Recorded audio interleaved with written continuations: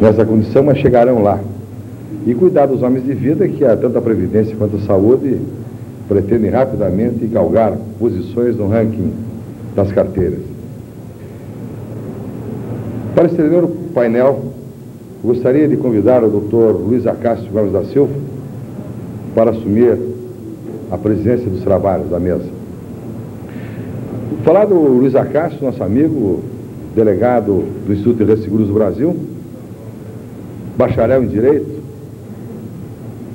34 anos de herbiário, devidamente enraizado.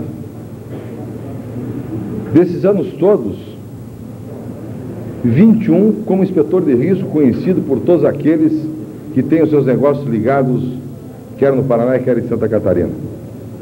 E nesses últimos 13 anos, ele vem chefiando a delegacia do IRB em nossa capital, em Curitiba.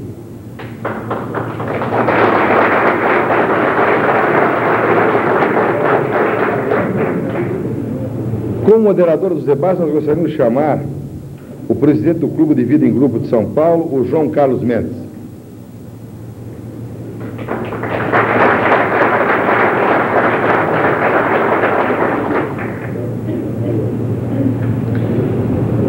O tema central, como todos já leram no nosso folder, é as companhias seguradoras especializadas em riscos pessoais. E para a primeira palestra nós chamaríamos o nosso amigo Carlos Pofo, hoje na Cunha Bueno. Aliás, o chefe está aí, né, Paco?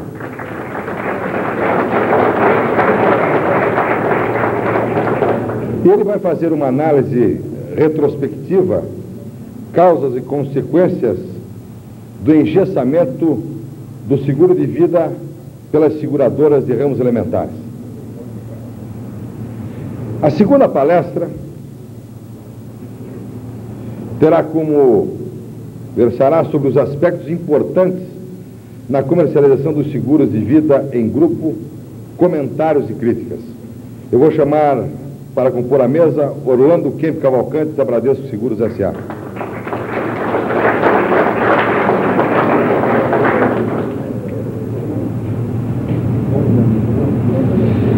A terceira palestra, que será proferida pelo Carlos Alberto Trindade Filho, da Sul América Seguros, versará sobre o renascimento do seguro de vida individual em um cenário de alta taxa de inflação.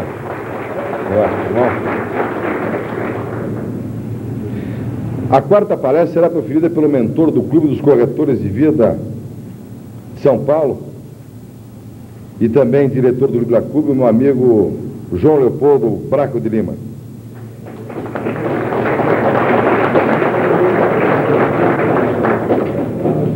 João falará sobre os clubes de seguro de vida, função, amplitude e as suas perspectivas. E, por final, a quinta palestra do nosso amigo Simval, da Marítima Companhia de Seguros, que ele abordará os aspectos técnicos e financeiros da instituição de seguro de vida frente à fixação da economia em geral. Por favor, nesse momento eu passo a palavra ao Luiz Acácio, que comandará os nossos trabalhos dessa tarde. Eu? Coordenador? Eu estava me esquecendo também de chamar nosso coordenador, o Renato Becharamin. Desculpa.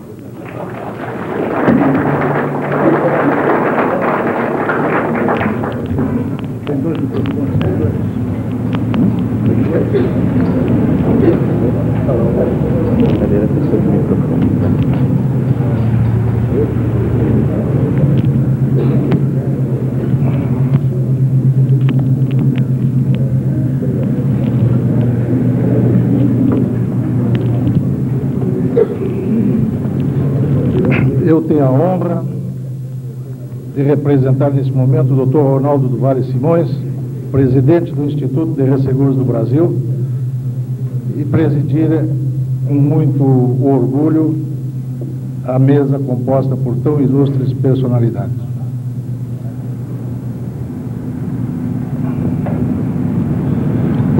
Nesse terceiro painel, o tema sobre seguro de vida, o tema central diz respeito às companhias seguradoras especializadas em riscos pessoais. A primeira palestra será proferida pelo senhor Carlos Pofo,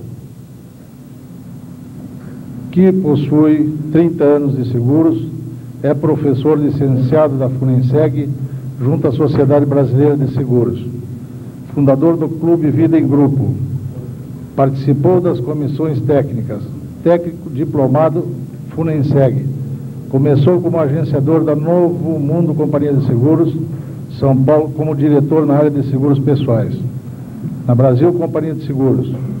Atualmente é gerente de riscos pessoais e benefícios da Cunha Bueno, corretora especializada em seguros de pessoas.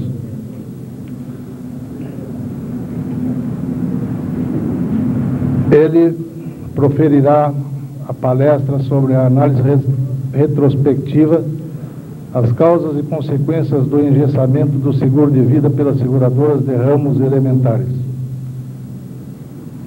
Eu peço aos palestrantes que o tempo será de 10 a 15 minutos. Passo a palavra ao senhor Carlos Pofo.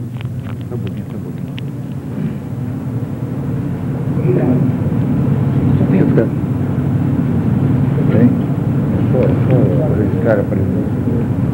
Vou estar com meu pé aqui, tá? A quem se pede uma salva de palmas. Passo então a palavra ao Dr. Carlos Pofo. Esse aqui tá bom. Tem que levar para ali. Obrigado. Meus amigos, muito boa tarde. Ninguém precisa se preocupar que não vai ter de início nada com o projetor, que é para não tirar o soninho de vocês, senão dá um soninho com aquele projetor, né?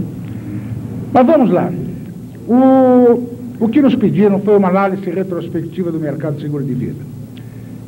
E, ao invés de fazer em audiovisual, como isso fica gravado, eu gostaria de fazer uma lembrança aos senhores. Vamos nos reportar a 1959. Muitas de vocês não tinham nascido ainda.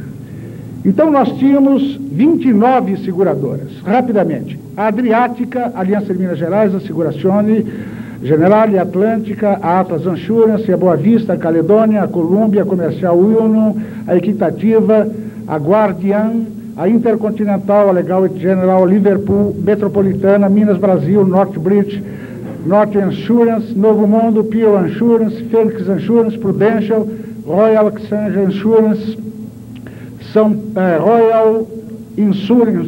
Royal Insurance Company, a São Paulo, a Seguradora Brasileira, a Suíça, a Sul América e a Yorkshire Insurance. Um total de 29 seguradoras operando em 1959. Em 1989, o total de seguradoras que operam com vida, desculpem eu não ter mencionado, são exclusivamente seguradoras que operavam com o ramo vida, vida individual ou vida em grupo, correto? O pessoal de RE já está reclamando.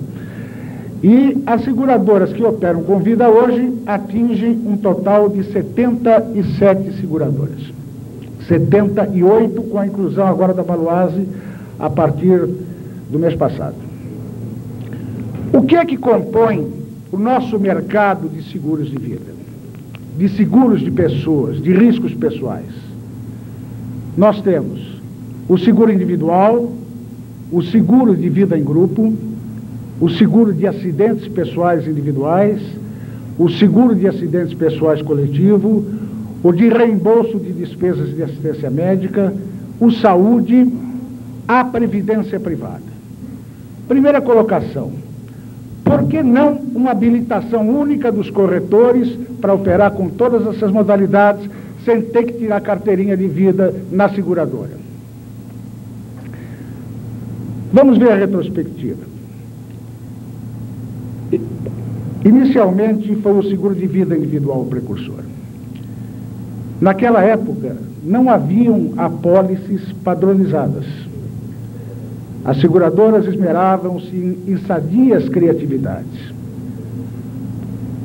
Havia seguros em caso de morte, seguros em caso de vida, seguros a termo fixo, seguros combinados. Empréstimos ao segurado até o valor de resgate e haviam os períodos de carência. Nós não vamos nos deter no assunto de vida individual, porque é tema do Trindade. Apenas eu pincelando o que havia de seguro naquela época. O corretor era absoluto no seguro. Não havia nenhum contato do segurado com a seguradora. As seguradoras esmeravam-se em campanhas institucionais sobre o produto. E os seguros eram realmente seguros de vida, não apenas seguros por morte. Era possível, como é ainda hoje, e vai ser depois da palestra do Trindade, você fazer um seguro sobre a vida do seu filho, num total que ele iria receber quando tivesse 22 ou 23 anos aquele capital segurado, ou sob forma de renda ou capital de uma vez só.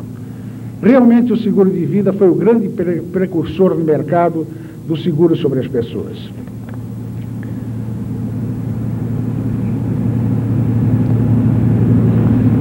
Eu estou pulando toda a parte do veículo.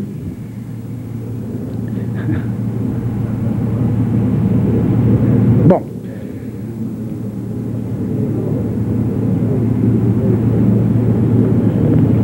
um detalhe, o corretor constituía a sua carteira com base na comissão do primeiro ano, que era maior, e na comissão de manutenção que ele tinha vitaliciamente, enquanto durasse o plano.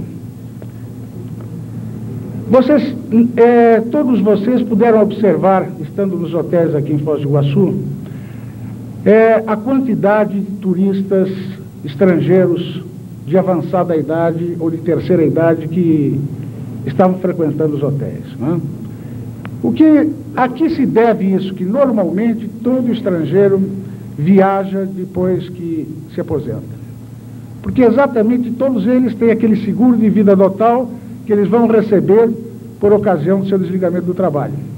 Se aproxima da Previdência um pouco, mas é bem mais completo, né? Em 1959, o seguro de vida em grupo dava os seus primeiros passos, popularizando o seguro de vida, que até então era considerado elitista. Com a estatização do seguro de acidentes do trabalho, começou realmente o desenvolvimento do seguro de vida em grupo. Ele, a princípio, foi até confundido por alguns chefes de pessoal, chefes de escritórios na época, com o antigo seguro de acidentes do trabalho. Historicamente, seguradoras especializadas no seguro de vida individual mantiveram-se fiéis às suas origens, dedicando-se ao vida em grupo. Por volta também de 69, já 10 anos depois, as seguradoras voltaram-se aos seguros de ramos elementares, seguindo-se desde então um maior desenvolvimento desses ramos. A década que se segue, então, de 69 a 79, desses últimos 20 anos, nós temos o maior desenvolvimento do seguro de vida em grupo.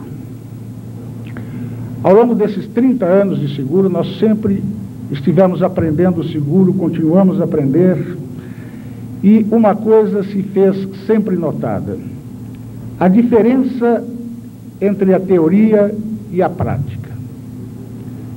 A prática do mercado sempre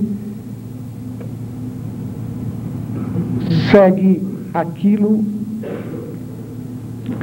e a prática sempre é transformada em teoria. Ou seja, vocês todos podem observar que as normas todas emitidas pela SUSEP sempre são regulamentadoras daquilo que o mercado se autorregulamentou. Isso vem acontecendo com todas as circulares do ramo vida. Hoje o seguro de vida em grupo é diferente, é dinâmico. A venda de seguros personalizados tem um potencial inexplorado. Os clubes de seguros sérios que existem hoje têm um papel muito importante, porque no contexto os seus capitais seguráveis são frutos de um cosseguro organizado.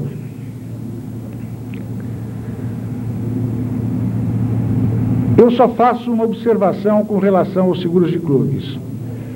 A viabilidade ou a possibilidade de um aperfeiçoamento na liquidação com um único cheque às indenizações dos seguros de clubes. Outro dia, lá no Clube Vida em Grupo em São Paulo, comentando com o Otávio Nascimento, que deu a primeira palestra de Previdência aqui, ele fez um cálculo por cima de que, no caso de os seus beneficiários terem que receber o seguro, seriam necessários pelo menos 420 cheques a serem emitidos pelos clubes que ele participa. Então é muito importante essa questão da emissão de um único cheque, porque a liquidação do sinistro é o grande segredo do Vida. Quais são as coberturas que o Vida em Grupo hoje possui? Ele possui uma gama muito grande de coberturas. Antigamente ele é quase que obrigatoriamente conjugado ao seguro de acidentes pessoais. Hoje não há necessidade disso. Nós temos no Vida em Grupo a cobertura básica, temos uma indenização especial por acidente, temos a invalidez permanente parcial ou total por acidente, que pode chegar até 200% do capital básico. Nós temos uma invalidez por doença, que pode ser paga em até 18 parcelas, não é que ela tenha que ser paga em 18 parcelas. A maioria das grandes seguradoras já estão liquidando a invalidez por doença de uma só vez, a partir do momento que ela está caracterizada. Não vemos necessidade e nem há obrigatoriedade de sair o laudo de aposentadoria para se pagar uma invalidez por doença, desde que ela seja testada por 2 médicos e ainda seja analisada de concórdia com o médico da seguradora.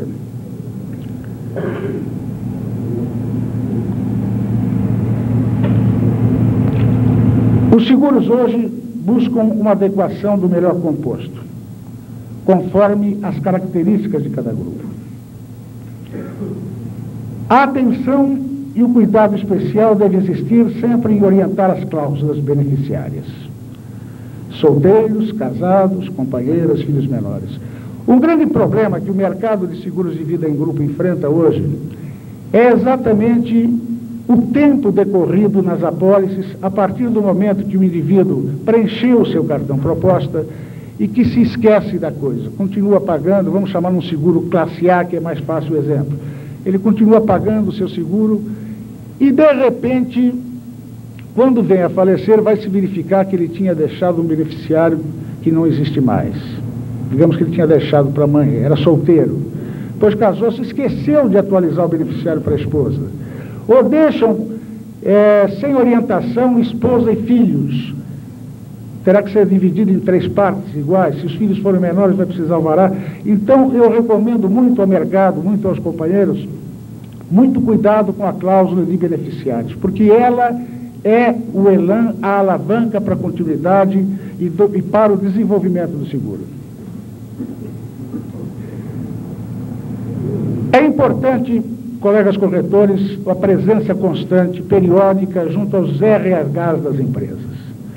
No seguro de vida em grupo, em sua grande maioria, não podemos esquecer que quem manda no seguro é o homem de recursos humanos, enquanto que quem manda nos ramos elementares é o diretor financeiro, como regra geral de lembrança. São 2 clientes distintos para o mercado de seguros. Existem outros tipos de seguros como novidade já no mercado. Cobertura para complementos salariais durante o afastamento de tratamento de saúde, ou seja, quando o segurado é afastado pelo INAMPS e a empresa tem como política de recursos humanos completar o salário dele, a seguradora já tem condições de dar cobertura a esse período de até 6 meses, basicamente, em alguns planos, por um custo que é feito sobre a folha de pagamento.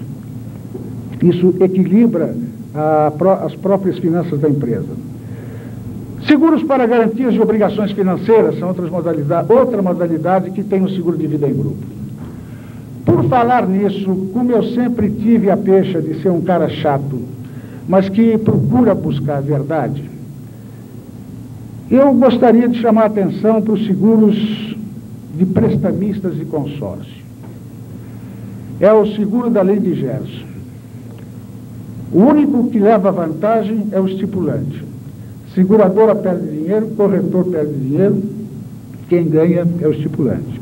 Por quê? Porque é algo que ainda não chegou a mudar as normas, porque as normas têm uma taxa mínima que é muito alta, e as seguradoras são obrigadas a cumprir aquela taxa mínima que é alta. Mas o risco, como todos sabem, é um risco bem temporário, bem definido e perfeitamente, até uma linha para os clubes de seguros explorarem, porque se o clube de seguro fizer o seguro para o comprador de consórcio, vai sair muito mais barato para ele do que o próprio prêmio que ele paga no consórcio. O que diferencia uma seguradora especializada em vida? Não é necessariamente uma seguradora que só opera em vida, mas tem que ser uma seguradora em que o ramo vida tenha uma administração específica. Essa administração envolve desde o cálculo correto da taxa média, a criatividade de coberturas acessórias, sistema de emissão ágil de faturamento, destaque-se aqui o autofaturamento plenamente praticado no mercado, a cobrança rápida e, principalmente, a especialização do liquidador de sinistros, que tem que ser qualificado para cumprimento do contrato.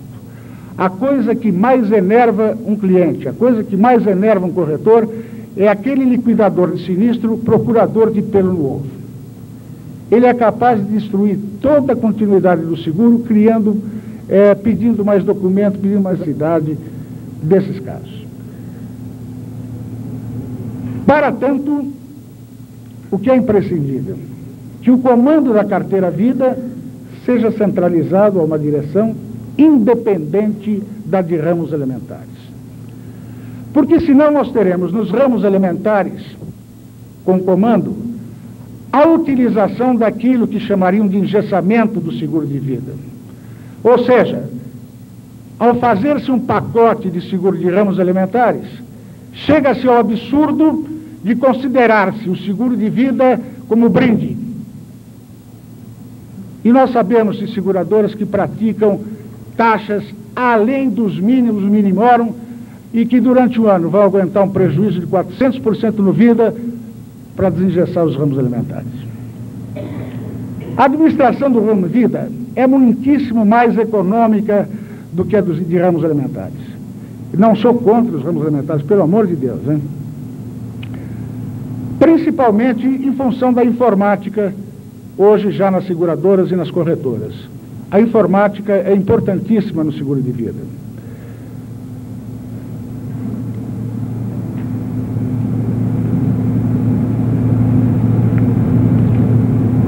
Os métodos modernos hoje de capitais segurados são os de múltiplos salariais.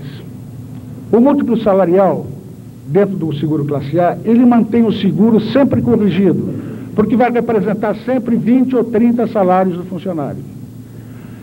A economia no coeficiente de prêmio é bastante grande. Na simplificação para o empresário, para o homem de RH, para o homem de folha de pagamento, é bastante simples, porque transforma-se a taxa do seguro num fator percentual aplicado ao salário do indivíduo. Por exemplo, uma taxa de 50 centavos para um capital de 30 vezes o salário vai dar mais ou menos 1,2% do salário do indivíduo, até um salário teto. Corrige-se, então, apenas o salário teto, mensalmente pelo índice de variação da empresa. Este é o seguro de vida em grupo crescente, sobre todos os aspectos. A nosso ver, os seguros de acidentes pessoais mereceriam uma total reformulação de análise por parte do IRB. Por quê? Os seguros de acidentes pessoais não são mexidos há mais de 10 ou 15 anos. Nós temos custos altíssimos, a nosso ver, coberturas que não se acumulam, como ou se paga a morte ou se paga a invalidez, e se cobra a mesma taxa para a morte e uma outra taxa igual para a invalidez. Já tive um papinho com o pessoal do IRB no sentido de rever esse assunto. A previdência privada, a meu ver, não evoluiu o que poderia ter evoluído por encontrar-se atada a esquemas de comercialização pouco ortodoxos. Muito pouco contato há das entidades de previdência privada, das companhias de seguros de previdência privada, junto ao mercado corretor, para que eles possam desenvolver. Os seguros contratados sob a competência do corretor de seguros especializado, que está atento a todos os avisos de sinistros, acompanhando e provendo a rápida liquidação, surte efeitos altamente estimulantes junto aos homens de recursos humanos. Inclusive, dentro da especialização vida, o que vem acontecendo, nós temos sido chamados pelas empresas para providenciar a liquidação do seguro de DPVAT de seus funcionários. E isso pode ser perfeitamente analisado pelo corretor quando ele verifica que a causa mortis foi um acidente de atropelamento. Outra coisa importante que as seguradoras vida e os corretores vida têm que fazer é fazerem a estatística dos sinistros das suas apólices por eventos, tipos de eventos. Com isso, nós já tivemos a oportunidade de identificar pontos de risco maior, como, por exemplo, em determinada fábrica que o pessoal não usava passarela para atravessar a via. A incidência de casos de mutilação em determinadas empresas.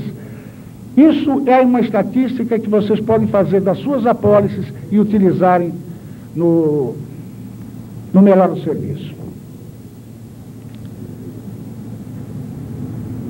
Eu tinha um fecho que eu não vou utilizar. Eu ia falar sobre o seguro que às vezes a gente é obrigado a fazer, ou que alguém é obrigado a fazer num banco, e que depois nunca mais sabe do seguro, e ele deixa de existir também. Eu termino dizendo, senhores, o ramo vida é um ramo nobre. É um ramo que gera a continuidade da família brasileira e a continuidade dos dirigentes das empresas, que também são familiares, também são família. A minha mensagem de gratidão a vocês pela atenção e o desejo de que, neste 6º Congresso, fique lembrado que o ramo vida é o ramo do futuro nos próximos anos, inclusive com o ressurgimento do vida individual. Muito obrigado a todos.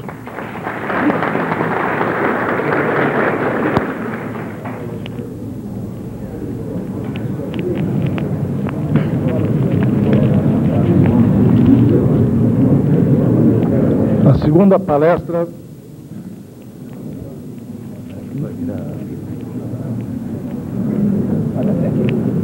pequena fala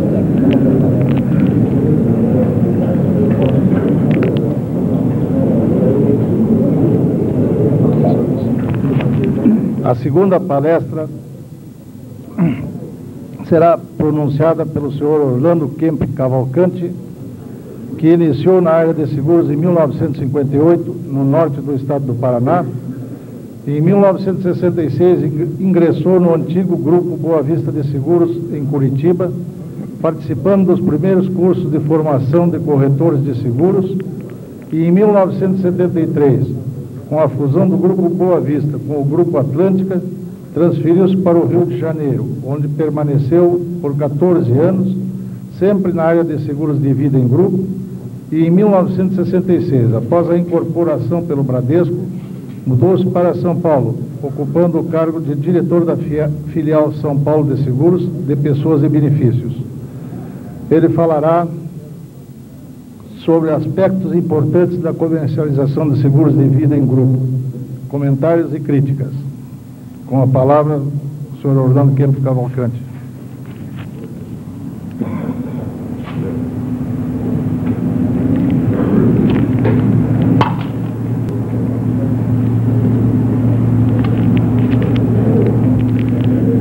Senhoras e senhores, eu vou ter que usar a transparência aqui para apresentar alguns números e sinto muito se escurecer um pouco a sala aí e der um pouco de sono.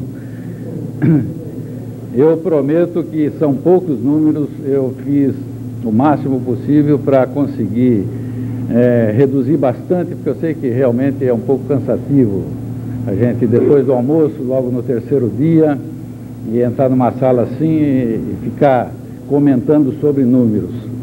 Mas, para minha linha de raciocínio, foram necessários esses números. Eu tracei a seguinte rota, quer dizer, vamos apresentar primeiro alguns aspectos em que o Brasil se destaca no cenário mundial. Nós podemos ter muita coisa ruim nesse país, mas tem muita coisa boa. Quer dizer, muita coisa nós estamos colocados entre os primeiros lugares no mundo. Então eu trouxe, mais por curiosidade, algumas atividades econômicas e alguns outros números em que nós nos destacamos entre os primeiros 9, 10 décimos lugares.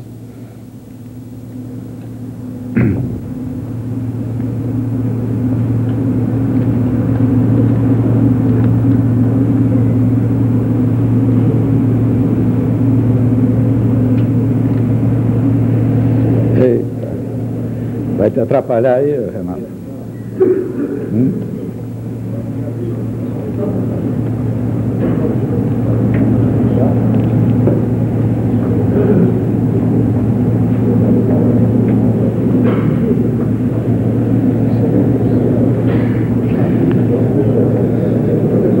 Nós fizemos essa... Quem ajeita aí? Não, no ponta-cabeça não está. Eu não entendo disso.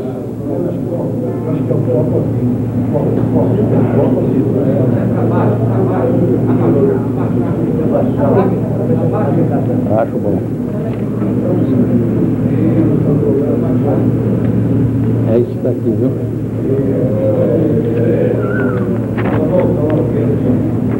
Agora vamos levantar um pouco aqui, né?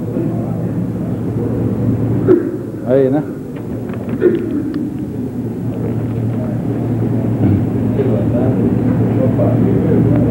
Bem, para não perder muito tempo, eu só quero explicar o seguinte: esses dados foram tirados nessas fontes aí e tem variam de ano, desde 85 até 87, pode haver alguma discrepância, já alguma mudança, mas eu acho que no conteúdo, para aquilo que nós queremos, se houver alguma coisa que já está superada, isso daí não vai influenciar muito na nossa linha de raciocínio. Então vejam, senhores, que nós temos o 9º maior produto nacional bruto, talvez hoje o 8º, não sei. Isso para a nossa atividade é muito importante. Estamos no 9º lugar no mundo. Quer dizer, na fabricação de aparelho de televisão, fabricação de automóvel, produção de leite, produção de carne suína, produção de ouro, produção de energia elétrica. Temos a 9ª maior malha ferroviária e temos o 9º tráfego aéreo de passageiros.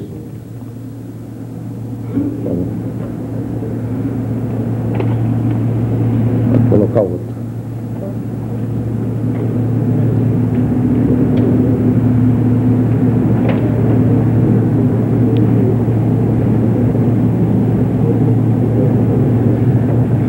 Em número de habitantes, somos o 6º maior país do mundo. Temos a 6ª maior produção de algodão, de alumínio, de fabricação de cerveja, de produção de carne e número de estudantes. Temos a 5ª maior área territorial. Temos a 5ª maior dívida externa ou eterna. Somos o 5º maior produtor de madeira. 5ª fabricação de linha de algodão, fabricação de veículos, o 5º maior rebanho de equinos, fabricação de bauxita, produção de estanho e a 5ª maior tiragem de livros do mundo. Em 4º lugar, nós nos destacamos como a produção de cereais, fumo e cromo.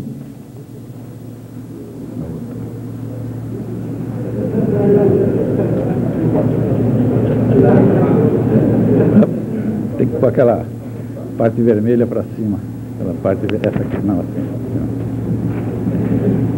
É isso? Em 3º lugar, nós estamos com a produção de milho, temos o 3º maior rebanho de suíno, 3ª maior criação de aves, produção de manganês e número de dentistas. 2º lugar, produção de cacau, soja, o 2º maior bovino do mundo, rebanho bovino do mundo, produção de minério de ferro e a 2ª maior malha rodoviária. Em 1º lugar, nós temos a produção de café, cana-de-açúcar, laranja, mandioca e açúcar. Só um instantinho. Agora, quer dizer, isso é a nossa colocação, só por curiosidade, nessas principais atividades, onde o Brasil se destaca bem no mundo. Agora, na nossa atividade de seguro, e especificamente aqui, atividade de seguro de vida, é que nós vamos ver como é que nós estamos lá. O que eu trouxe aqui para apresentar aos senhores, que são os números mais recentes que nós conseguimos, são tirados da revista Sigma. É uma edição de março deste ano de 89 e que se refere ao mercado de seguros do ano de 1987. Por favor. Vamos ver agora como é que está o nosso Brasil. Então vejam, senhores, são 60, pode puxar um pouquinho, isso, são 63 países que participam dessa pesquisa, né? Nós selecionamos, para não cansar muito aqui, apenas os 5 primeiros lugares.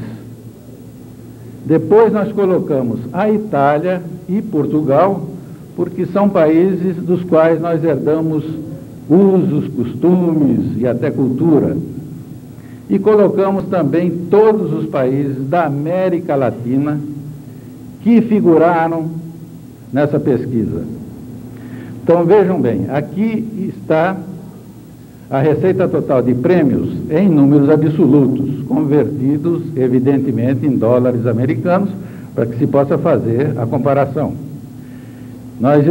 É onde nós aparecemos melhor classificado, em 29º lugar em todos os ramos. E no ramo vida, nós já caímos para o 34º lugar. Agora, para que não se possa comparar banana com cebola, é importante que essa comparação se faça com números relativos. Vamos agora para análise com números relativos.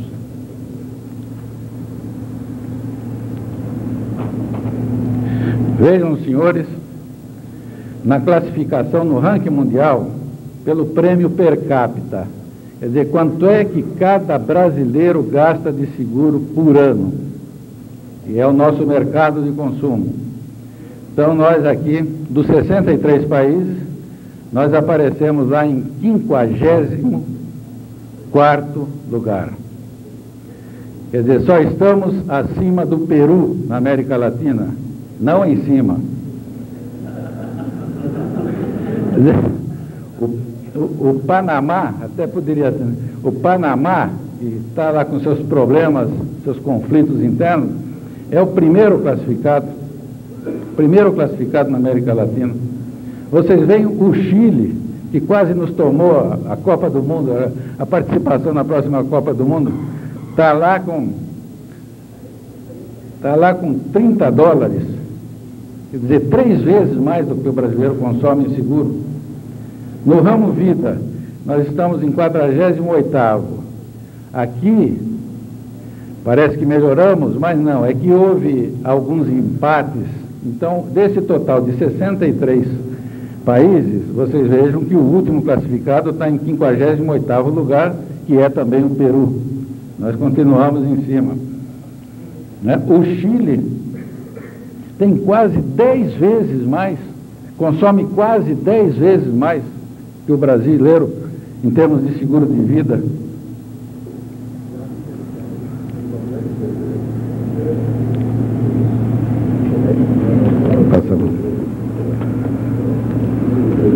Essa nossa próxima prancha, nós vamos fazer uma relação entre prêmios de seguros e o produto interno bruto. Então, continuamos aqui em 58º lugar, como último lugar na América Latina.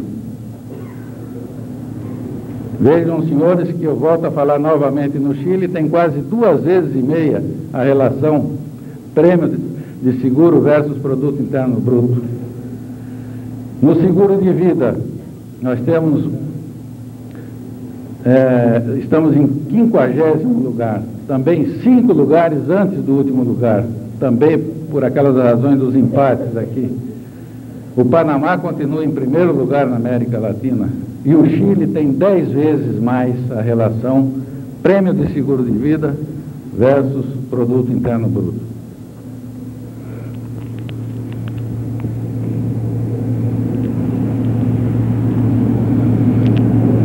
Bem, tá certo? Tá certo.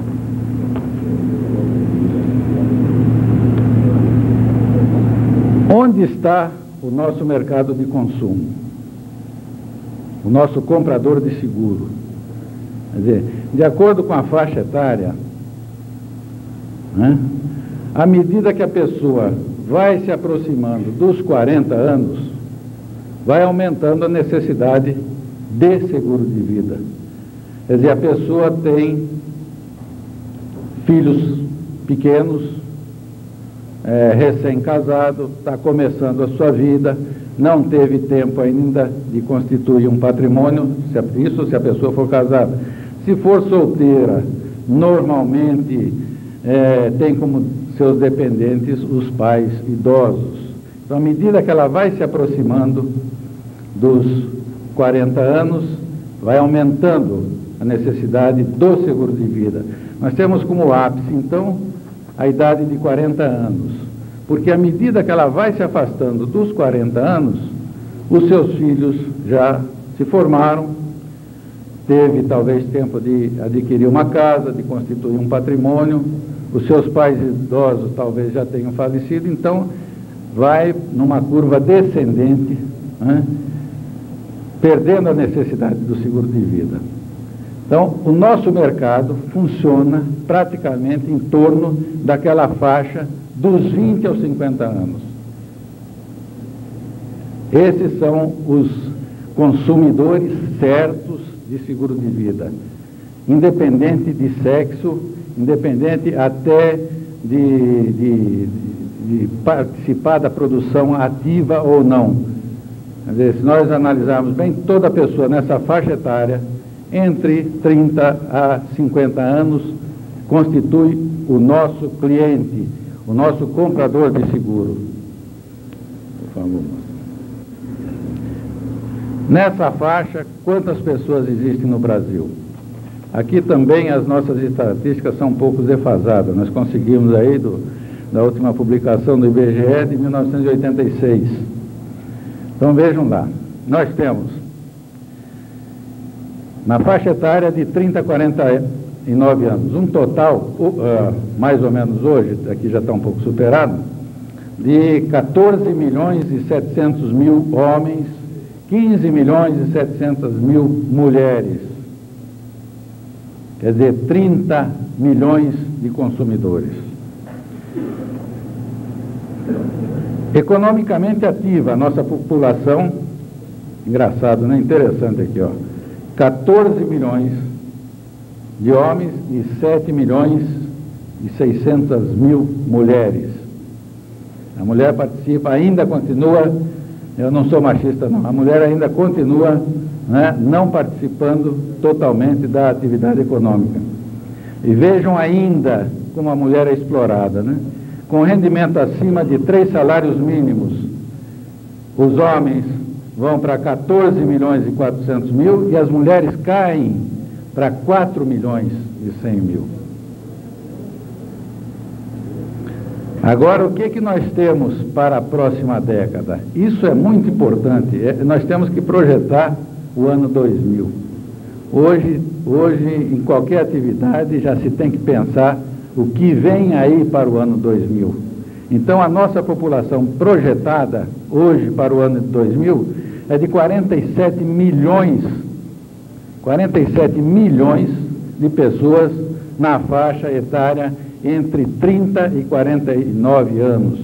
Quer dizer, nós temos um mercado futuro aí de 25 milhões de compradores de seguros. E isso é um número tão exato, porque nós vemos no horário gratuito da televisão todo candidato dizer que nós temos que arrumar emprego para um contingente de 2 milhões de pessoas. por ano que entram no mercado de trabalho. E se nós temos, vejam bem, nós temos se eu me recordo daquela primeira projeção, nós estamos classificados somos o 7º força de trabalho do mundo. Somos o 48º consumidor de seguro de vida do mundo. Quer dizer, alguma coisa está errada.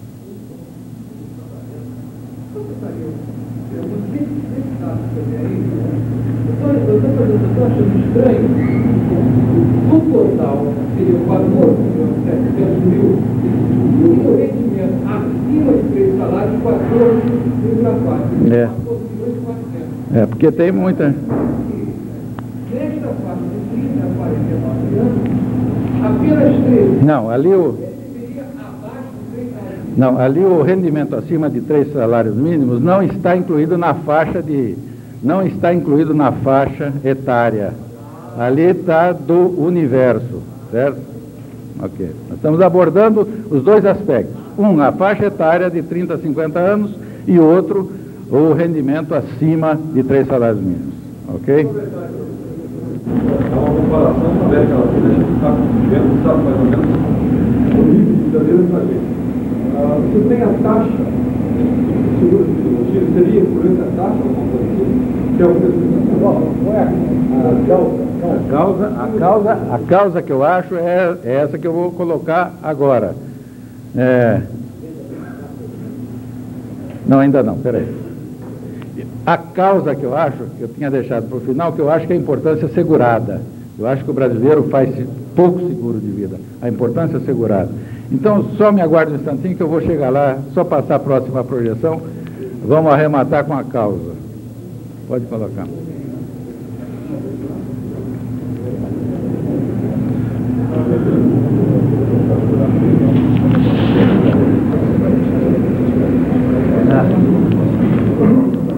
Tá bom. Eu pediria até que as perguntas, depois da exposição, ficaria mais fácil para a gente responder. O que nós poderemos oferecer ao nosso público consumidor na área de seguro de vida em grupo? Quer dizer, todos que trabalham em seguro de vida em grupo sabem que as normas atuais, elas dividem em 3 classes de grupo. Quer dizer, os grupos da classe A, que são os grupos com vínculo empregatício, os grupos da classe B com associações legalmente constituídas e os grupos da classe C, que são os atuais clubes de seguro. Quer dizer, nos grupos da classe A, nós podemos oferecer, além das coberturas da garantia básica, podemos oferecer a indenização especial por acidente, indenização por doença, invalidez permanente por acidente e a hospitalar operatória. As cláusulas suplementares de inclusão de cônjuge, inclusão de filhos e a distribuição de excedentes técnicos. Nas classes B e C nós temos restrições na invalidez por doença para grupos acima de 500 vidas e grupos acima de 1.500 vidas. Não podemos oferecer hospitalar operatória, nem as cláusulas suplementares de inclusão de filho e distribuição de excedente técnico e antiga. Agora, a causa. Vejam bem, por analogia, nós usamos copiar dos países desenvolvidos no que se refere à importância segurada. Quer dizer, importância segurada de uma vida. É a mesma coisa que perguntar quanto é que vale uma vida. Como é que nós podemos avaliar uma vida? Nós podemos avaliar, quer dizer, o que uma determinada pessoa, através do seu rendimento, através do seu trabalho, ela consegue carregar para a sua casa, para o sustento dos seus dependentes. Isso é possível se fazer. Então, nos países mais desenvolvidos, usa-se aproximadamente 2 anos de rendimento como importância assegurada.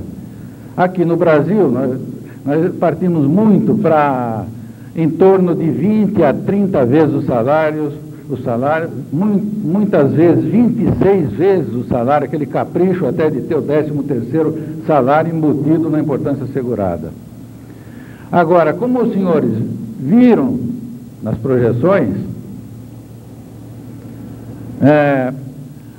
o consumo de seguro é muito baixo. E a renda per capita do brasileiro em dólares hoje deve estar em torno de 2.600 dólares por aí, né? Estamos também com rendimento per capita no Brasil muito baixo. Então, uma coisa empurra a outra. Quer dizer, se o rendimento do brasileiro é baixo e se faz uma importância assegurada em múltiplo desse rendimento, continua a importância assegurada sendo baixa. Então, o que precisaríamos fazer? Aumentar esse múltiplo. Quer dizer, no mínimo de 50 a 60 vezes o salário. Quer dizer, um operário aí ganha mais ou menos 2.000 cruzados, ele vai ter um seguro hoje em torno de 40 mil cruzados, quer dizer, quando teria que ser no mínimo 100 mil cruzados, que não se compra nem um kitnet hoje com 100 mil cruzados. Quer dizer, a importância assegurada aqui no Brasil é que é baixa. Quanto à taxa, eu não tenho dados suficientes aqui para apresentar de taxa do seguro em outros países. Mas a importância assegurada, com certeza, é a principal causa. Bem, cabe-me também fazer algumas críticas que o tema pede. Então, rapidamente, as críticas que eu gostaria de colocar são as seguintes. No seguro de vida, usa-se muito aquela cobertura 121, 122, quer dizer, dupla indenização, invalidez por acidente e invalidez por doença. No meu entender, a invalidez por acidente é uma cobertura necessária, tem o seu objetivo. A invalidez por doença também acho uma cobertura necessária. A dupla indenização poderia ser suprida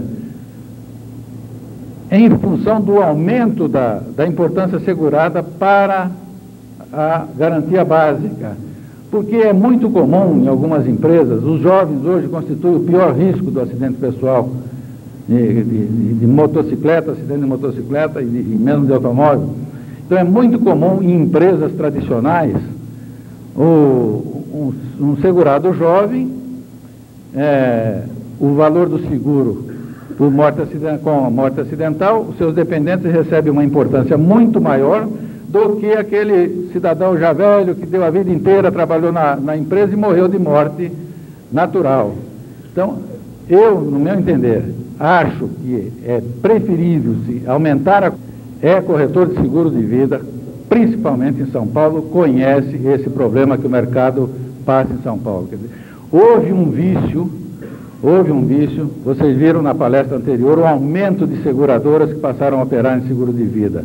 Eu acredito que isso, operacionalmente, muitas companhias não estavam ainda preparadas. E o faturamento do seguro de vida é um trabalho complicado. Começaram essas companhias a atrasar o faturamento. O que houve? O estipulante descontou o prêmio lá do seu empregado e aplicou no over. E gostou da brincadeira. Você está bom, Renato? Tudo bem? E aí foi se desenvolvendo. Hoje em dia não se consegue corrigir isso daí. Quer dizer, a não ser que se fizesse um trabalho intenso, que se somassem os esforços aí dos corretores e das seguradoras para reeducar o estipulante, porque o negócio é sério. Vocês já pensaram no estipulante, que hoje em dia em São Paulo está cheio de comissão de fábrica? Se chegar num elemento desse de uma comissão de fábrica, num elemento de uma CUT, que o empregador está aplicando o dinheiro do empregado, que foi descontado dele, que deveria ir para a seguradora, isso daí é um negócio sério. E a carteira de seguro de vida, que é uma carteira nobre, se nós colocarmos hoje num gráfico, num fluxo de caixa, ela dificilmente dá resultado. Porque nós pagamos comissões de agenciamento na frente e pagamos sinistro na frente para receber o prêmio depois. E a última crítica que eu queria fazer, aqui é uma sugestão até,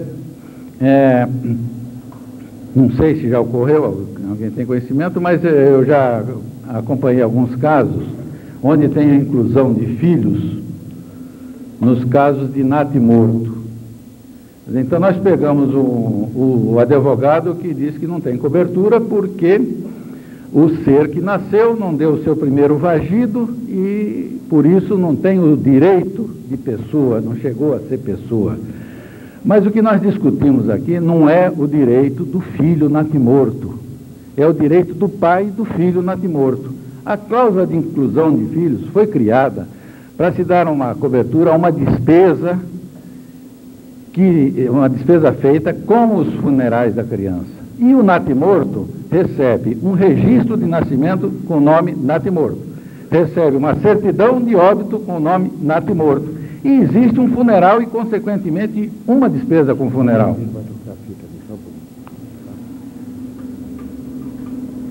Poxa, eu gastei uma fita já. Mas já não precisa nem trocar, que eu estou concluindo. Então, vejam bem, nas nossas apólices lá, esses casos, independente de legislação ou não, nós estamos aceitando porque achamos justo. Quer dizer, o objetivo, o alcance social dessa cobertura é a despesa com os funerais. E desde que houve essa despesa, evidentemente, o pagamento do sinistro é justo. Eu só quero agradecer a atenção dos senhores e desculpe aí se eu deu sono em alguém.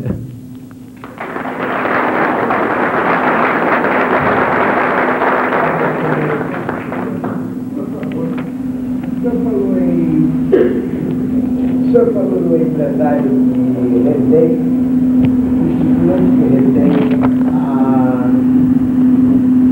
o prêmio, fica e recebe alguma coisa dessa explicação. Gosta e fica com ele.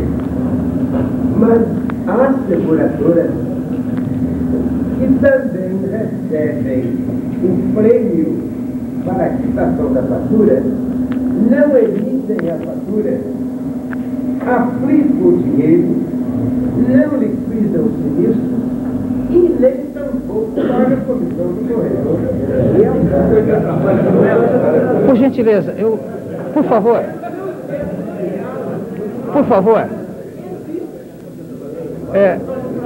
favor, a sua pergunta vai ser a primeira a ser respondida. Eu só gostaria de pedir para que todos os expositores fizessem a sua exposição, porque senão nós vamos adentrar, o assunto é polêmico e vai ficar difícil para os outros expositores com o tempo que nos resta.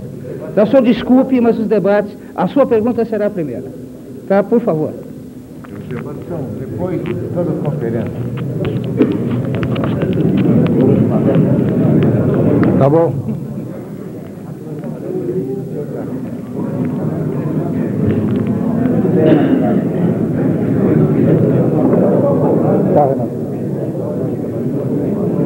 Vai para outra palestra. A terceira palestra, que abordará o renascimento do seguro de vida individual em um cenário de alta taxa de inflação, será proferida por Carlos Alberto Trindade Filho. Carlos Alberto Trindade Filho é natural do estado do Rio de Janeiro e tem 31 anos, novinho, né? Superintendente de riscos pessoais da sucursal de São Paulo da Sul América Seguros. Atua no mercado segurador desde 1980, sendo que desde 83 na área de riscos pessoais, tendo inclusive atuado como gerente de riscos pessoais da Johnson Higgins Charlton em 1984. Diretor de seguros da CVG São Paulo. Está cursando o Chartered Life Underwriter, essas coisas.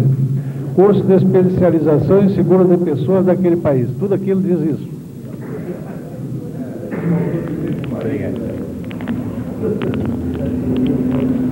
Bom, boa tarde a todos. Desde que em junho a nova diretoria do CVG de São Paulo tomou posse, quando da formação dessa diretoria, o João Carlos, dentro do programa do CVG, um dos itens era que nós procuraríamos abordar novos produtos, procurar participar do mercado com novas ideias e promovendo discussão sobre o desenvolvimento da área de seguro de pessoas no país. Um desses produtos, que nós tínhamos como ideia buscar o debate era o seguro de vida individual, que já tinha desaparecido, praticamente desaparecido do mercado há algum tempo, mas que já se começava a discutir se haveria ou não alternativas mais modernas para que ele pudesse retornar e ser um produto útil ao segurado e propiciar um aumento de negócios para o mercado segurador como um todo, corretores, seguradoras, etc. Então, dentro dessa linha é que foi dado esse tema que fala do renascimento do seguro de vida individual em um cenário de alta que ainda não houve, mas que já se comenta bastante. Eu vou procurar abordar esses 5 tópicos em sequência para a gente procurar ver por que o seguro de vida individual saiu do mercado e quais são as possibilidades de retorno e o que seria preciso para que isso acontecesse. Então, primeiro a gente vai dar uma olhada nas características de um plano tradicional de vida individual, né? Por que eu chamo de tradicional? Porque estaria mais voltado para aqueles tipos de seguro total, onde tem uma formação de reserva, resgates, empréstimos, etc., diferente do vida temporário, que é a simples cobertura, né, de morte. As razões para que o desaparecimento desse produto ocorresse de nosso mercado, as alternativas que outros países encontraram quando tiveram problemas semelhantes em que o mercado financeiro, bancos e financeiras começaram a procurar atrair essa poupança que estava no mercado segurador. O que essas seguradoras fizeram para evitar isso, né? Esses planos que são hoje mundialmente conhecidos, que são os planos de Universal Life e Variable Life, que são os planos que conseguiram manter essa poupança junto às seguradoras, e o que seriam medidas necessárias para que no Brasil a gente alcançasse esse mesmo sucesso. O plano de vida individual tradicional, ele é um plano de seguro que prevê a cobertura de morte, se for o caso, dupla indenização, invalidez, de acordo com o interesse de cada segurado, mas que prevê esses 4 tópicos, que seria a formação da reserva, ou seja, o segurado estaria formando uma poupança para si, tá certo? Através da compra daquele produto, a utilização de empréstimos em cima daquela reserva que ele formou, o resgate daquela reserva, se em algum momento ele quiser encerrar o seu plano e levar aquele dinheiro por alguma necessidade, e a possibilidade de saldamento, que é quando ele transforma aquele seguro como vitalício e aquela poupança formada quita aquela cobertura dele para o resto da vida. Tá? Então são essas as características básicas do seguro de vida individual, que a gente chama de tradicional e que, como o povo falou, busca o seguro em vida, tá certo? Quer dizer, ele formou uma poupança junto com aquela apólice e vai usufruir daquilo em vida. Por que esse tipo de seguro desapareceu do nosso mercado? Esse seguro previa que as reservas estariam à disposição do segurado dentro daquelas hipóteses. Só que a remuneração dessas reservas não previa correção monetária e também as taxas de juros eram taxas de juros bastante reduzidas. Tá? O que aconteceu? O mercado financeiro como um todo, principalmente os bancos, começou a atrair essa poupança individual e carrear isso para caderneta de poupança, para fundo de renda fixa, para CDBs, etc., com taxas mais atrativas, fazendo com que quem possuía um seguro de vida individual naquela época cancelasse seu seguro, retirasse a sua reserva, tá certo? Resgatasse e fosse procurar outros ativos mais rentáveis para ele. E aí caminhando para o seguro de vida puro, aquele temporário, com exclusivamente a cobertura de morte, sem a formação de poupança. Por outro lado, o governo fez uma forte campanha em cima da caderneta de poupança e, conseguiu captar grande parte da poupança nacional. Hoje, segundo o que se ouve, é que 20% do produto interno bruto seria o montante aplicado em caderneta de poupança, ou seja, algo em torno de 60 bilhões de dólares, o que é um valor muito elevado. E o mercado não tomou medidas para procurar neutralizar esse ataque do mercado financeiro e deixou com que a poupança daqueles segurados fosse embora, e ele procurou utilizar outros mercados, como os clubes, o vida temporária. Em outros países, a situação foi semelhante. Até mesmo nos países em que não havia uma alta taxa de inflação, havia a grande competição do mercado financeiro. Ou seja, o produto era semelhante, era o vida total, 10 anos, 15 anos, 20 anos, e o mercado financeiro começou a procurar captar aquela poupança. Só que as seguradoras nesses outros países encontraram maneiras de tornar o plano delas tão competitivo quanto os bancos e, de certa forma, manter aquela poupança com elas, tá certo? Então, elas criaram produtos com taxas de retorno competitivos, criaram produtos com administração competitiva, ou seja, flexível, porque não adiantava você fazer um produto com uma taxa de retorno boa, mas muito amarrado em que ele não tivesse a mesma flexibilidade de uma caderneta de poupança de ir lá, sacar, mexer e de acordo com a necessidade da vida dele no dia a dia. E chegou um ponto em que, apesar de estar oferecendo taxas de rentabilidade mais elevadas, essas taxas eram fixas por período de 1 ano e o mercado financeiro era muito mais veloz do que isso. Então, nem as taxas puderam mais ser fixas. Então, as seguradoras passaram a remunerar aquelas reservas com taxas trimestrais ou até taxas flutuantes sem qualquer garantia de valor mínimo. Tá?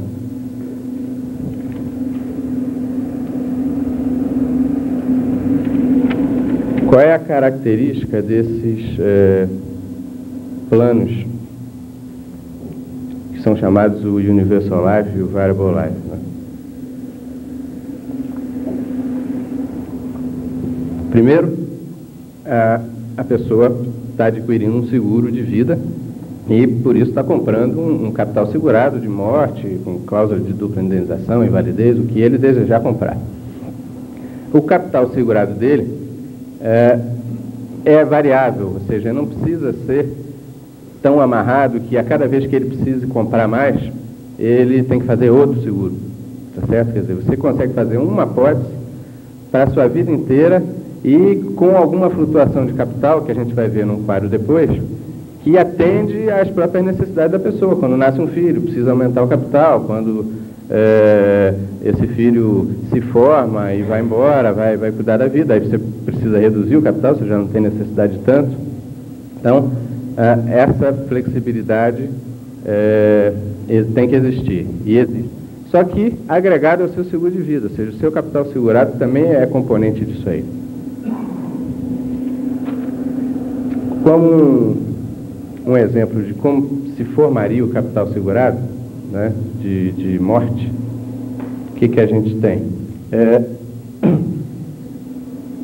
No que a gente chama de opção a pessoa pode contratar um capital, digamos, de 1 milhão, tá certo? E vai pagando o seu prêmio mensal ou anual. E com esse pagamento de prêmio, de cada 100% de prêmio, um pedaço é para pagar aquela cobertura de morte, invalidez, etc., que seria a taxa de seguro. E a outra parte é para formação da reserva, ou seja, da poupança daquela pessoa. Ao longo do tempo, a pessoa vai pagando seus prêmios, só que a divisão entre o que vai para seguro e o que fica para reserva vai se alterando, ou seja, o prêmio de seguro vai diminuindo, porque esses 1 milhão de cruzados que ele queria alcançar como capital segurado já estava sendo composto com, digamos, 200 mil em reserva, mais 800 mil que ele estava comprando com seguro, ou seja, cada vez ele vai pagando um percentual menor para efeito de seguro, até que chega um ponto em que tem que ter um capital mínimo, senão a apólice deixa de existir. E aí esse valor ficaria estável. como demonstra esse exemplo abaixo, que seria o valor de seguro estável, né?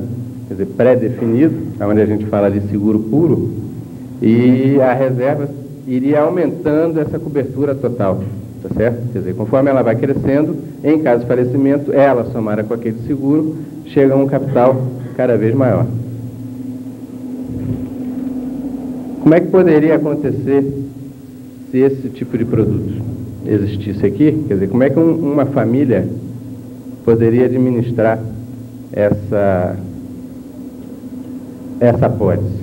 Primeiro, a pessoa estaria fazendo um seguro para a mesma apólice durante toda a vida, tá? Ou seja, começou com 25 anos e vai até 65 anos a mesma apólice.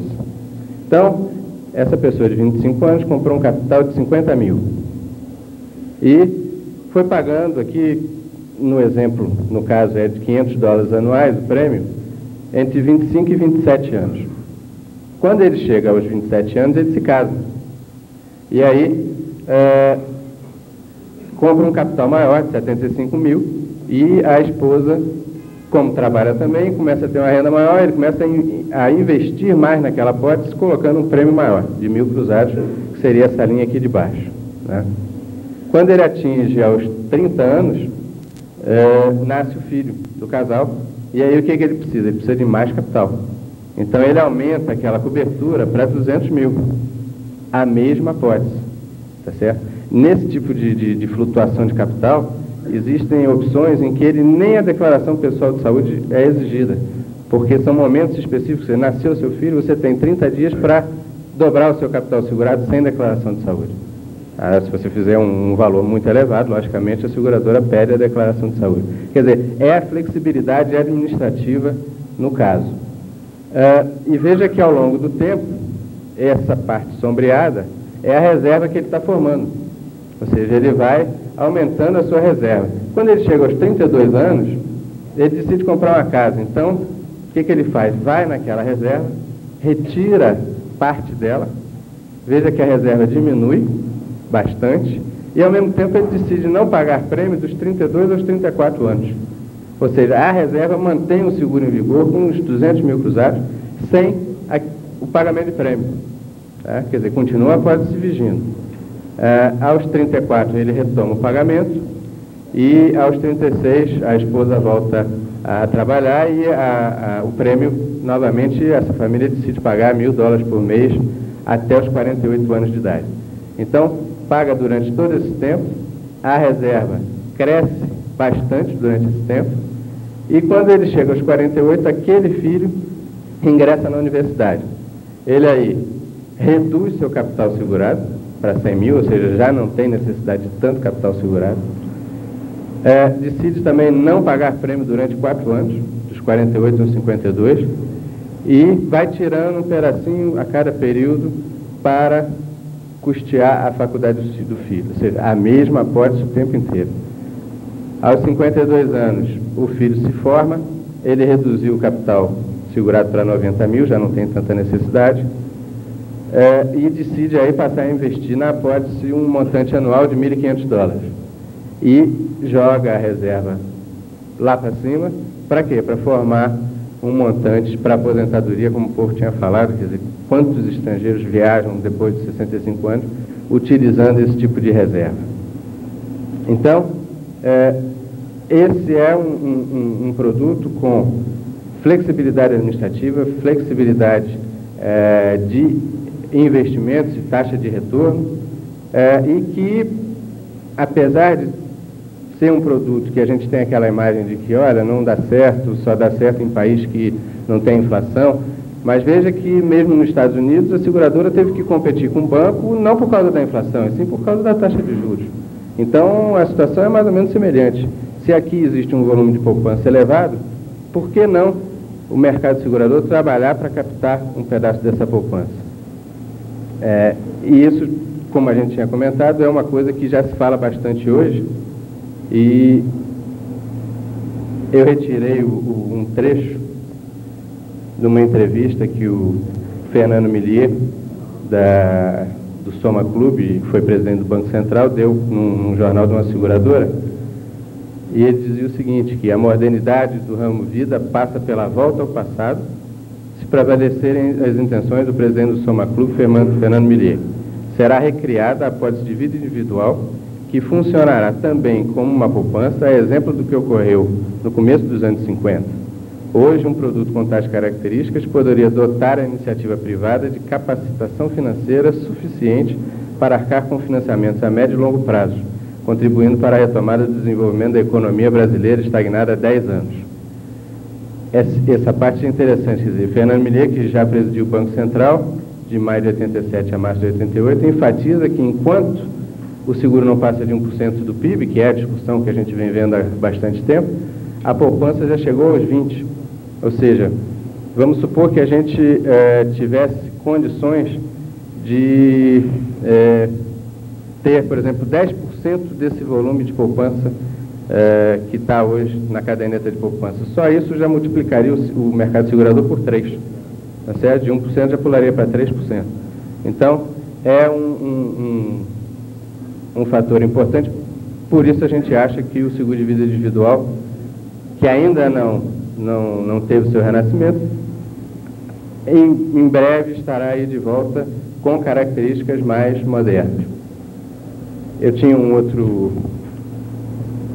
uma outra reportagem da Gazeta Mercantil, que fala a mesma coisa, quer dizer, que os alemães ocidentais estão aplicando cerca de 1/3 parte de suas poupanças em seguro de vida com vantagens fiscais. Para termos de comparação, há 20 anos, o total assim aplicado não chegava a 1/8 da poupança, ou seja, tinham o mesmo problema, trabalharam nesse sentido e chegaram a aumentar significativamente essa participação deles. Então, para encerrar, o que seriam as medidas, não que estivesse olhando no detalhe, mas medidas assim genéricas para que isso pudesse acontecer, o seguro de vida individual retornasse ao mercado brasileiro. Seria desenvolvimento de estudos atuariais para determinação de taxas bem definidas, se possível até por região, a alteração na legislação para possibilitar a utilização de taxas de retorno flexíveis, tá certo? Nestas reservas, que hoje isso não poderia ser feito, criação de incentivos fiscais aí, no caso, para poder competir com previdência e poupança, são os outros produtos que têm esse incentivo. Um programa de marketing, porque teria que haver uma conscientização para poder atrair essa poupança. E por que a gente coloca um plano de treinamento diferenciado? É porque esse produto teria mais uma imagem de produto financeiro, tá certo? Em que o vendedor tem que ter uma preparação bem maior do que simplesmente estar colocando um capital segurado, ou seja, tem que assessorar o segurado dele na própria administração da apólice ao longo do tempo, com as subidas e descidas de capitais, as retiradas de resgate, etc. Fala. Eu já tinha terminado. No final de tudo, tá legal. Então, deixa lá para o final. Era isso que eu tinha para colocar. Tenho certeza que daqui a um tempo a gente vai ter novos produtos desse tipo no mercado. Pelo menos o que a gente escuta aí é muita coisa nesse sentido. Muito obrigado.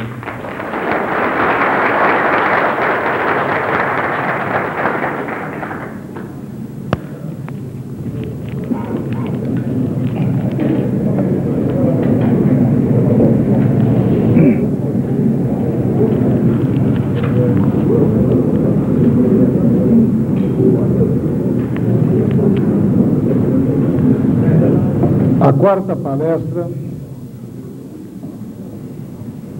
será feita pelo senhor João Leopoldo Braco de Lima. João Leopoldo é formado em Direito, é corretor de seguros, sócio fundador da Associação Paulista dos Técnicos de Seguro e atualmente mentor do Clube dos Corretores de Seguros de São Paulo. Sua palestra versará sobre clubes de seguros de vida, função, amplitude e perspectiva. João Leopoldo. Você passa aqui?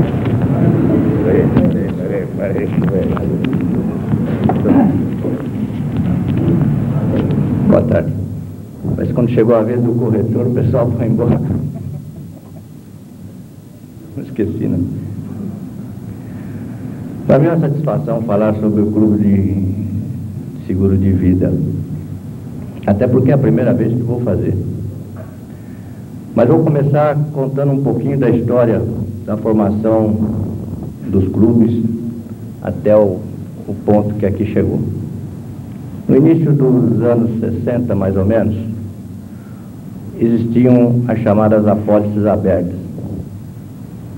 Eram algumas apólices no mercado que já, eu diria, estavam começando a criar algo que chegou hoje ao chamado Clube de Seguro de Vida. A ideia dessas apólices era, num sentido muito simplista, colocar os segurados numa única apólice, por isso era conhecida como apólice aberta. Havia um estipulante, não existia uma regulamentação para isso, existia uma ideia, que eu costumo dizer, uma ideia que hoje deu certo. Depois disso, por volta dos anos 70, veio circulares, parece hoje a circular 21, que enquadra os clubes de seguros, e hoje existe aí uma regulamentação que é observada, não como o povo disse, mas alguma coisa as regras de mercado também determinam. Mas o importante que eu vejo nessa história do Clube de Seguros é que podemos afiançar hoje, com muita segurança, que os clubes existentes estão trazendo uma contribuição ao mercado. Eu estou bastante convencido disso. Cada congresso que nós participamos, nós sentimos essa pujança dos clubes de vida, com seus estandes, com seus planos cada vez mais sofisticado, com algum marketing já em cima disso, e todos eles procurando investir e acreditando nesse produto que é oferecido ao mercado através dos corretores de seguros. Nós poderíamos dividir o Clube de Seguros de Vida em clubes chamados independentes, alguns pertencentes às próprias seguradoras, mas com administração independente, outros com um pouco mais de experiência dos próprios corretores de seguros, e clubes também existentes na rede bancária. Não vai aqui muita crítica, mas nós sempre temos oportunidade de transmitir isso. Aqui é um congresso de corretores de seguros. Esse tipo de apólice, que alguns dizem até que a regulamentação veio porque elas cresceram nas atividades bancárias e não havia uma regulamentação, nós não concordamos com a forma como é operado, com o título de clube, dentro de uma agência bancária, a venda de seguros. Hoje se discutiu muito sobre isso. Mas o que nós queremos realmente afirmar, dentro do que é a função do Clube de Seguros de Vida, é que já atingimos uma maturidade na questão operacional. As seguradoras que dão cobertura a esses clubes, que são pools de uma quantidade bem grande de seguradoras, uns com mais, outros com menos, que permite inclusive a pulverização desses riscos, permite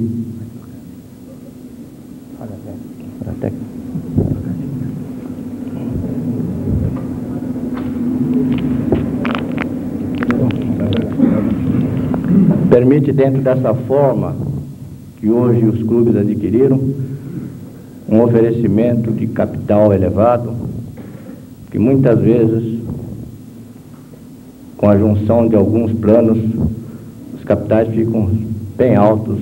Isso já vem ocorrendo no mercado, um clube colocando excesso de cobertura no outro clube, o que eu acho bastante salutar e traz aí uma contribuição muito grande. Hoje se fala muito no seguro de vida individual, que sem dúvida é uma outra técnica, é uma poupança, é um investimento. O Vida, através dos clubes de seguros, opera de uma forma individual, mas num seguro de vida puro e simples, com pagamento mensal, hoje com correção monetária, o que veio a ajudar muito o crescimento e o atendimento às necessidades de cobertura dos segurados. No início, os clubes de vida operavam quase que exclusivamente atendendo pequenas empresas, e foi aí que a ideia surgiu, que a gente sentia que não havia possibilidade de criar uma apólice coletiva com estipulante de uma empresa com 40, com 50 empregados. Então havia aí uma possibilidade de se criar alguma coisa. Então começou a se fazer seguro com aquelas pequenas faturas, e depois, com a entrada de outros clubes, a coisa evoluiu um pouco mais, e hoje o seguro se tornou quase que exclusivo numa venda individual, através de carnê, com uma força muito grande, que eu acho que é hoje a grande alavancagem para os clubes de seguro de vida e a contribuição que traz ao mercado um todo. Ele vem sempre complementando as apólices específicas. Hoje, praticamente, quando se faz um estudo para uma empresa, você faz uma análise de capital segurado, a quantidade de múltiplo de salários, 24, 30 salários, com um teto, você atinge uma massa de segurados dentro da empresa, mas sempre fica uma ponta, uma quantidade de pessoas com um salário muito mais alto, uma necessidade maior de cobertura, que se você o fizesse na apólice específica, você teria uma alteração de custos e você estaria, de uma certa forma, onerando desnecessariamente. O clube de seguro de vida complementa essas apólices de uma maneira totalmente fora daquele plano e traz ao segurado que entra numa apólice como complemento, numa apólice de clube de vida como complemento, uma vantagem que eu acho bastante interessante, porque ele passa a ter um vínculo com o estipulante, que é o clube de seguros, e na medida que ele deixa de trabalhar naquela empresa, o seguro para ele continua da mesma forma, sem qualquer alteração, sem qualquer custo, porque não tem nada uma correlação com a outra. Eu acho que esse é um aspecto importante. Os clubes de seguro de vida hoje estão, de uma certa forma, organizados, que dentro do pool das seguradoras, eles próprios administram a aceitação de risco, o comitê que é formado pelo administrador do clube e pelas seguradoras que fazem parte, além da análise de aceitação, que é feito com muita rapidez, sem burocracia nenhuma, existe o comitê de liquidação, com assistência médica, com assistência jurídica. Praticamente o que se faz hoje é uma administração de uma mini companhia de seguros. O clube, evidentemente, não assume o risco, mas entrega para a seguradora um trabalho pronto para que ela assuma a cobertura. Hoje, a gente costuma muito ver companhias que dizem, mas os clubes de seguro de vida, o resultado é esse, o resultado é aquele. Mas, na verdade, hoje é um negócio já de um certo volume, interessante para as companhias de seguros, logicamente interessante para os administradores dos clubes. Eu Eu acho que é um produto bom para o segurado e um ótimo produto para o corretor de seguros. Eu acho que evoluímos a um ponto de que os clubes, junto com as seguradoras que formam o pool, chegarem às condições necessárias de operacionalidade e de independência da venda desse tipo de produto. Nós sentimos hoje, quando se fala que o seguro de vida não atingiu ainda no Brasil o percentual que devia, compatível com a economia, que nós temos pela frente um campo enorme para trabalhar. Eu aqui colocaria algumas questões que, a meu ver, ainda prejudicam o crescimento do seguro de vida. E são questões muito mais subjetivas. O achatamento salarial no Brasil, com a dificuldade econômica que atravessa, não tenha dúvida que prejudica a venda dos contratos de seguros, e até em determinadas ocasiões os cancelamentos são acima dos normais, porque uma pessoa que tem um seguro de vida e o salário dele não foi corrigido, ele não conseguiu acompanhar a inflação, a sua necessidade básica, é evidente que ele, numa necessidade, ele para de pagar um seguro, como um seguro simples, que ele pode voltar daí alguns meses ou no ano seguinte a contratar novamente. Ele deixa de pagar esse tipo de seguro, porque não é uma forma de seguro individual, é um seguro pagou, tem cobertura, não pagou. Então, a questão da economia prejudica bastante o desenvolvimento do seguro. E, sem dúvida nenhuma, o seguro no Brasil não cresce também por um aspecto cultural. A gente não sente que o brasileiro tem hábito de previdenciário de adquirir seguros. E é por isso que a gente procura sempre colocar na cabeça dos corretores, daqueles que se dedicam, que cabe ao corretor profissional de seguros. Por isso que nós estamos sempre defendendo a prestação de serviço ao corretor, porque o corretor é o elemento profissional capacitado para convencer o segurado daquela necessidade que ele tem de fazer um seguro de vida. E fazer um seguro de vida bem feito, dentro da sua capacidade, da sua necessidade, dentro da sua capacidade econômica de pagar o prêmio. Nós condenamos sempre que o seguro de vida é feito de uma maneira, como o povo citou rapidamente, forçada, reciprocidade, porque, não, fiz um seguro de vida, fez porque tive que fazer. Eu acho que isso depõe contra a imagem do seguro. Nós temos uma esperança muito grande que o CODISEG, através das futuras campanhas, consiga realmente melhorar esse aspecto cultural, que o brasileiro possa compreender mais e tenha realmente maior percepção da necessidade que ele deve ter de seguros para a sua vida, nas fases que ele atravessa.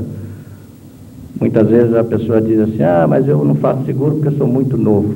Eu acho que tem que fazer seguro quando é novo. Quando ele está realmente necessitado, tem dívidas, comprou uma casa. Então, se vier a ocorrer qualquer coisa, a sua família fica desamparada. E cabe ao corretor de seguros encontrar o segurado e fazer a cabeça do segurado, e ele acaba adquirindo um contrato de seguro dessa simplicidade que é através dos clubes. Eu vejo também o clube de seguro de vida com muito otimismo, desde que os corretores realmente entendam que esse produto que tem no mercado é bastante interessante para que se trabalhe, O corretor de seguros que opera no Vida, através dos clubes de seguros, constitui uma carteira sólida, que agora com as correções mensais, essa carteira se atualiza, e muitos daqueles que perceberam, hoje já tem aí uma carteira de vida muito interessante. O seguro de acidentes pessoais, para mim, proporciona um gancho para aqueles corretores que, de uma certa forma, têm uma inibição de vender seguro de vida. Eu falo de inibição porque eu também, como corretor de seguros, achava difícil você chegar para um segurado e colocar para ele, ó, vou fazer um seguro, eu não vou morrer, não estou fazendo seguro que você vai morrer, um dia vai morrer. Então eu achava sempre o caminhozinho de entrar pelos acidentes pessoais. Ah, mas acidentes pessoais pode acontecer por isso, por aquilo. E os clubes de seguros, na sua maioria, têm um seguro de acidentes pessoais com um custo bastante reduzido, que é aplicado o desconto integral de tarifa. Eu, pelo menos, desconheço clubes que têm uma taxa maior, mas o custo do seguro de acidentes pessoais numa apólice de clube de seguros é o custo mais baixo que tem no mercado. Eu costumo dizer que se um funcionário pertencer a uma empresa com 30, 40 mil empregados e pagar um seguro de acidentes pessoais coletivo, ele vai pagar o mesmo custo que tem num clube de seguro de vida, com a facilidade de fazer um seguro de acidentes pessoais com cobertura mensal, com pagamento mensal. Isso acho que traz também para o corretor de seguros uma boa alavancagem de produção. Finalizando, eu não quero cansar os senhores, o aspecto principal que eu vejo para esse tipo de atividade é o que eu chamo de credibilidade. Comparando o clube de seguros de vidas com um consórcio de veículos, porque me parece que essas duas atividades são uma inovação brasileira, que deram certo. O clube de seguros de vida tem que ter a devida credibilidade. Eu acredito que nós já atingimos esse ponto, porque com a credibilidade do sistema, a venda e o crescimento desse segmento no mercado ficará muito mais fácil. E cabe realmente aos administradores dessas apólices procurarem seguir dentro dessa linha para que o mercado possa ter essa contribuição de todos os clubes. As coberturas oferecidas pelos clubes são aquelas tradicionais: a morte natural, a morte acidental, a invalidez permanente por acidente, a invalidez permanente por doença, assistência médica, despesas suplementares e diárias hospitalares. Eu terminaria dizendo realmente do meu otimismo quanto aos clubes de seguros e quanto ao crescimento do seguro de vida num todo, desde que alguns aspectos que eu já comentei realmente tragam alguma contribuição. Mas, acima de tudo, nós contamos realmente com o trabalho dos profissionais da área, e quero aqui deixar registrado e agradecer o convite que o João Carlos me fez, a contribuição que os clubes de vida, CVG, COSVIP, né, de São Paulo, do Rio de Janeiro, de Belo Horizonte, do Paraná, têm contribuído, porque são profissionais que estão do outro lado, que conhecem o assunto e que trazem realmente uma contribuição muito grande nessa retaguarda. A todos, muito obrigado.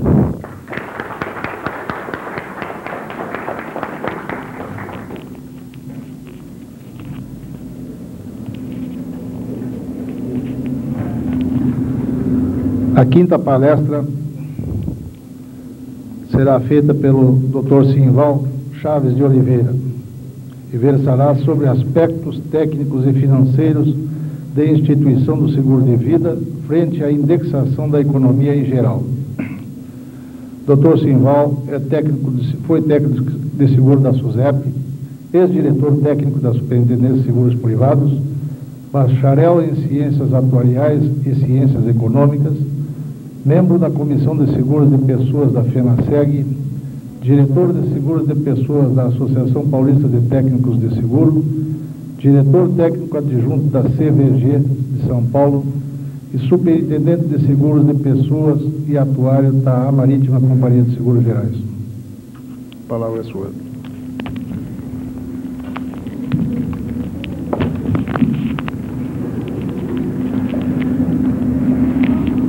Bom, das inúmeras vezes que eu já falei em público, hoje será a segunda em que eu vou interpretar o meu próprio texto. Então peço desculpas se gaguejar aqui, porque realmente eu sou um péssimo intérprete do que eu mesmo escrevo. Mas eu fiz isso preocupado com o tempo, que é muito curto, e se apenas elaborasse tópicos poderia me estender muito. E se por acaso eu começar a falar muito rápido, por favor, peçam que eu, para ir mais rápido, porque também costumo falar muito rápido. Bom, o tema traz em si aspectos polêmicos e complexos decorrentes da resolução do Conselho 12, número 12 de 89, e dos altos índices de inflação verificados em nossa economia. Nossa moeda vive uma situação, para nós, dolorosa de constatarmos. O cruzado de hoje não é o mesmo de ontem e não será o mesmo da próxima semana. Para confirmar isso, basta atravessarmos a fronteira. Com uma inflação de 40% ao mês, nossa moeda se desvaloriza mais de 1% ao dia, mais de 7,5% por semana e 28,5% ao mês. De cada 100 cruzados que hoje temos no bolso, teremos apenas 1,76 ao fim de 12 meses, ou 23 centavos após 18 meses, ou inexpressivos 3 centavos após 24 meses. A essa altura, certamente o governo terá criado uma nova moeda. E ao invés da inscrição que hoje está aqui, Deus seja louvado, certamente que vai ter que colocar, Deus nos acuda, né, a nossa nota. Como? Oh, Deus me livre. Diante de tal quadro, a indexação é uma decorrência natural, um meio de nos protegermos contra a vertiginosa desvalorização do cruzado. Foi isso que entendemos, pretendeu o Conselho fazer ao mercado, quer dizer, proteger o mercado contra essa inflação, o mercado de seguros, ao editar a 12 de 89. Entretanto, pairam dúvidas e incertezas no mercado quanto ao estrito cumprimento de suas disposições nos seguros de vida e acidentes pessoais, tanto no que diz respeito à indexação das indenizações, quanto dos prêmios e importância assegurada. No que se refere ao pagamento das indenizações, não tenho dúvidas, elas devem ser corrigidas pelo BTN fiscal a partir da data do aviso, nos seguros não indexados pelo BTN, e a partir da data da ocorrência naqueles indexados pelo BTN, sendo esse procedimento já adotado corriqueiramente em nossa empresa. No que tange à indexação de novos contratos, parece-nos que as dúvidas são grandes. Entre outros, a resolução exclui de seu alcance o seguro-saúde. E por interpretação do Departamento Técnico da SUSEP, creio que já de conhecimento de muitos dos senhores, aquela norma não se aplica aos seguros de vida. Portanto, podemos contratar apólices de vida em grupo corrigidos pelo BTN cheio, BTN fiscal, ou pela correção trimestral do IPC, que é BTN, ou semestral ou anual, ou ainda de acordo com os índices de reajuste de salários, que é o mais indicado principalmente para apólices classe A, ou segundo critérios específicos fixados na apólice em comum acordo com o estipulante. Isso em decorrência do que estatue o artigo 25 da circular 21 de 86. Não creio que seja necessário ler o artigo. Fica, entretanto, uma dúvida. Como proceder com acidentes pessoais, coletivo e individual? Entendemos que os acidentes pessoais coletivo com fatura e cobertura mensal devem seguir a mesma sorte do vida em grupo.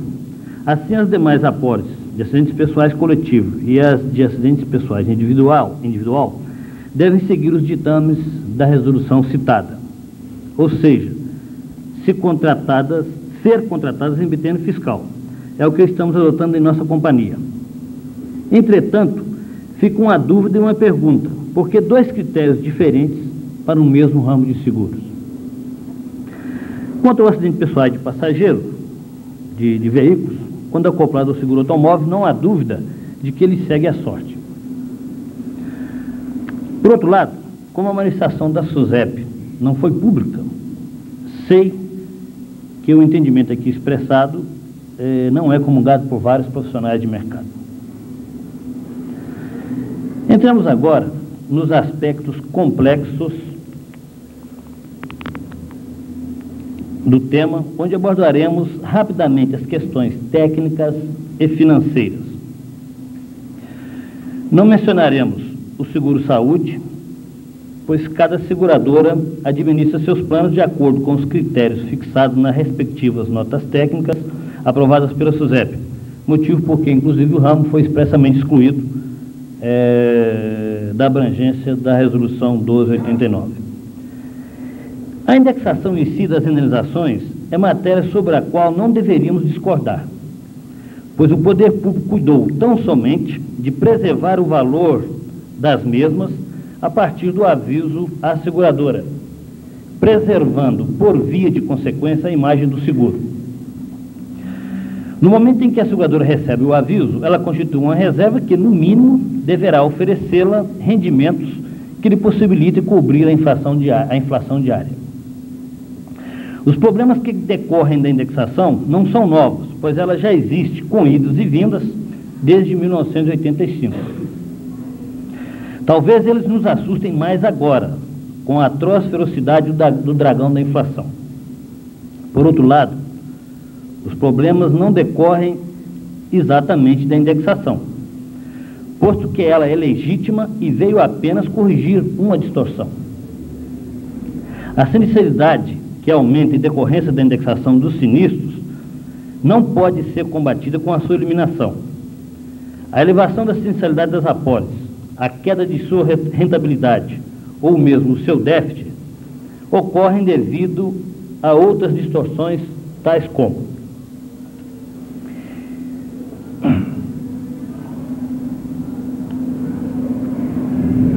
queda das taxas comerciais do vida em grupo a níveis baixíssimos nas apólices de classe A, como resultado da exacerbada concorrência que ora se verifica nesse segmento de mercado, com leilões de taxa até mesmo em grupos de 100 vidas.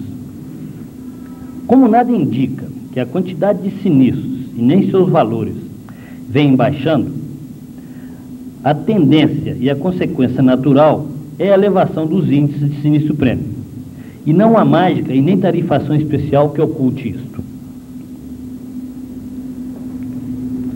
Outro fator, outra distorção, prazos, já foi mencionado aqui pelo Orlando, prazos dilatados para recebimento das faturas. Quanto maior o prazo de recebimento, menos BTN estaremos recebendo, quer dizer, menos valor,